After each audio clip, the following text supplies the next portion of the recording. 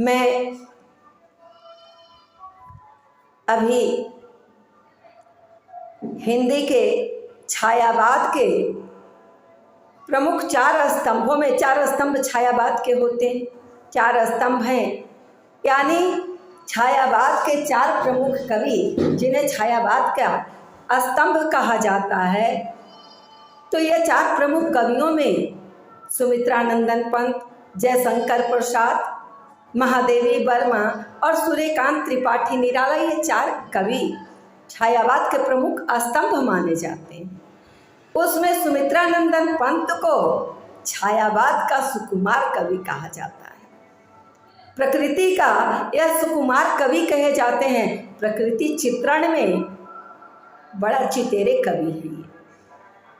तो इन्होंने बड़े ही मोहक और अनुपम ढंग से प्रकृति के दृश्यों का चित्रण किया है। प्रथम रश्मि शीर्षक कविता में सुमित्रानंदन पंत उस आश्चर्य को, उस जिज्ञासा को व्यक्त करते हैं कि हमारी प्रकृति जो है, हमारे प्रकृति में कितने ऐसे जीव और प्राणी हैं जो उनमें अलौकिक गुण है, जिसे देखकर आश्चर्य होता है। और पक्षी, हम लोग जानते हैं कि गांव देहात में आज भी जो लोग घड़ी नहीं देखना जानते हैं, पुराने ज़माने के लोग हैं, वे पक्षियों की आवाज़ सुनकर ही कहते हैं अरे अरे भोर हो गया।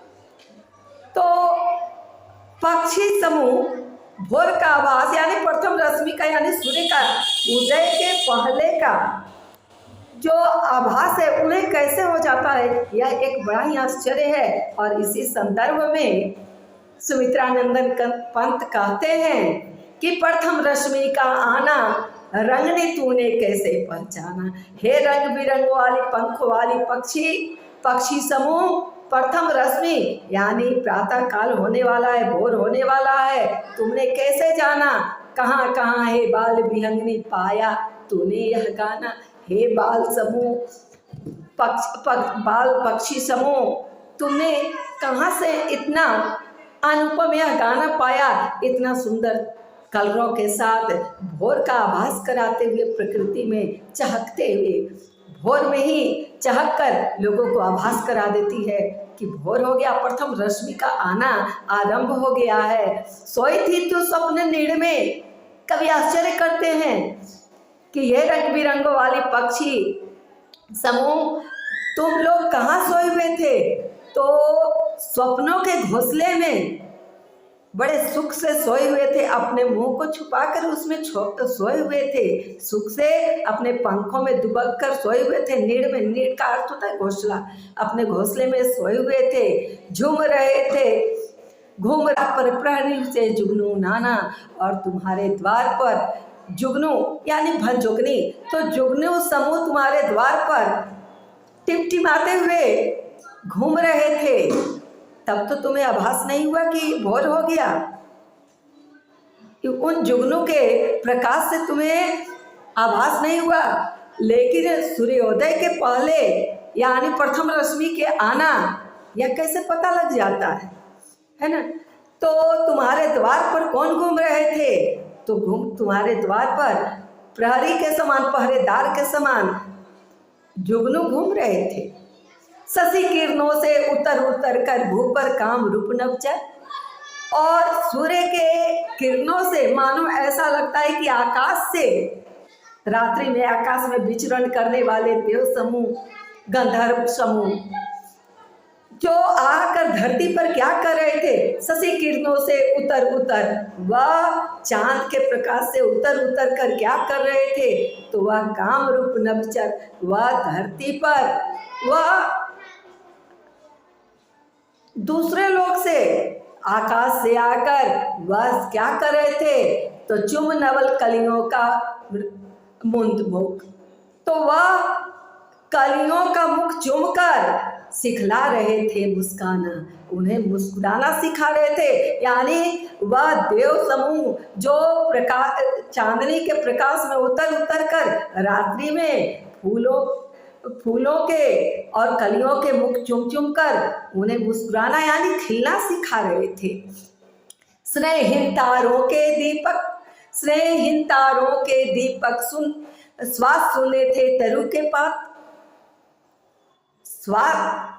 स्नेहिन तारों के दीपक, तारों को इन्होंने कहा स्नेहिन, इसलिए स्नेहिन है कि वह बिना तेल के ही दिया जल रहा है। स्नेहिन तारों के दीपक श्वास सुने थे तरु के पात, और तरु वृक्षों के पत्ते भी एकदम ऐसा शांत था, लग रहा था कि सांस नहीं ले रहे हैं। ऐसा शांति का वातावरण रात्रि में था। विचर रहे थे स्वप्न अवनी में, तमने था मंडप ताना, और विचर रहे थे स्वप्न अवनी में, और सभी धरती पर सपनों में आराम से सोए हुए थे। कैसे? तमने था मंडप ताना, और अंधकार में चारों ओर मंडप ताना हुआ था, यानी चारों तरफ अंधकार का साम्राज्य था। कुकुठे सहसा तरुवासनी, कवि कहते हैं कि हे तरुवासनी, हे वृक्षों पर रहने वाली तरुवासनी, अचानक तुम कुहक उठती है। भोर होता है और अचानक कुहक उठती है, पर कुहक उठी सहसा तरुवासनी, गा तूने स्वागत का गाना, और तुमने प्रथम रश्मि के स्वागत का गाना आरंभ करती है, कुहक उठती है। ऐसा प्रतीत होता है मानो प्रथम रश्मि के आने का स्वागत में तुम गाना गा रही है। किसने तुमको अंतर्यामिनी बतलाया उसका आना। कवि कहते हैं कि हे अंतर्यामिनी, हे पक्षी समूह, हे तुम लोग अंतर्यामिनी हो, तुम्हें किसने बताया कि प्रथम रश्मि आने वाला है? चारों तरफ तो अंधकार का साम्राज्य था, और तो भी तुम अचानक कुहक उठती है उस अंधेरे में ही प्रथम रश्मि के स्वागत में। ऐसा लगता है कि तुम गा रही है, तो तुम कैसे जान गई कि प्रथम रश्मि आने वाला है? यह बड़ा आश्चर्य है। निकल सृष्टि के अंधगर्भ से छाया तन बहु छाया ही, पूरी सृष्टि के अंधगर्भ में, यानी पूरे सृष्टि में ही अंधकार छाया हुआ था। छाया तन बहु छायाहीन, चारों तरफ छाया तक नहीं, छायाहीन, अंधकार में कोई छाया दिखाई नहीं देता।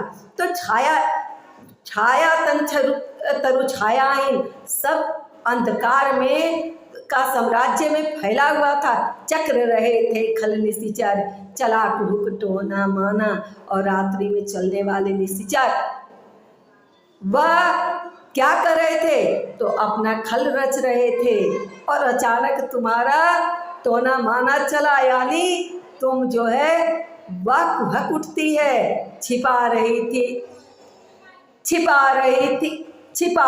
शशिबाला, निशि के श्रम से हो श्रीहीन, और शशिबाला रात भर, शशिबाला यानी चंद्रमा, तो वह चांदनी रात भर जलते चलते वह श्रीहीन हो गई थी।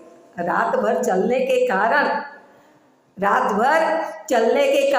इस श्रम के कारण वह उसका सौंदर्य जो है वह श्रीहीन हो गया, यानी उसकी सुंदरता मलिन होने लगी। कमल क्रोड़ में बंदी था अली, और कमल क्रोड़ में बंदी था अली, एक चीज़ है कि कमल का फूल जो होता है वह सुबह में खिलता है, और रात में शाम होते होते वह कलियां सिकुड़ जाती हैं, बंद हो जाती हैं, फिर कली के रूप में बन जाता है। लेकिन भौरा उसका रस पान पीने के लिए उस पर आता है, और शाम होने का उसे आभास नहीं मिल पाता, और वह उसी में कमल क्रोड़ में ही बंद हो जाता है। तो इसी संदर्भ में सुमित्रानंदन पंत कहते हैं, कमल क्रोड़ में बंदी था अली, तो कमल की उस क्रोड़ में, उस कली में कौन बंदी था? तो भौरा बंदी था। अली और कोक शोक से दीवाना, और कोयल शोक से, कोक शोक से दीवाना था। कब प्रातः काल होगी, मूर्छित थी इंद्रियां स्तब्ध, और सभी लोग, सारी इंद्रियां उस रात्रि में सोए हुए मानो मूर्छित थी, स्तब्ध, मूर्छित थी इंद्रियां स्तब्ध। जग जड़ चेतन सब एकाकार, ऐसा प्रतीत हुआ।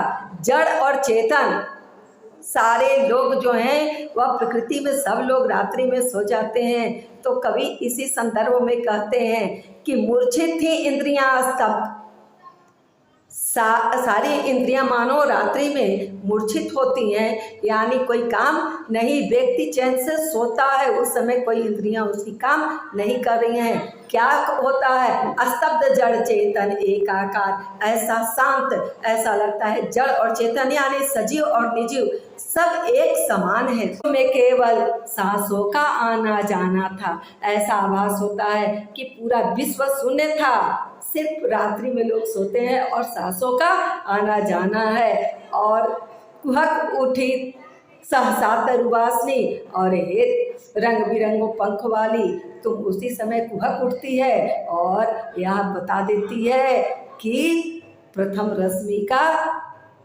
आना आरंभ हो गया है। अगला दूसरे वीडियो में मैं दूंगी, और दो इसके पैराग्राफ की व्याख्या कर दे दूंगी, आप लोग को शेयर कर दूंगी, जो आप लोग को सुविधा हो। जय हिंद, जय भारत।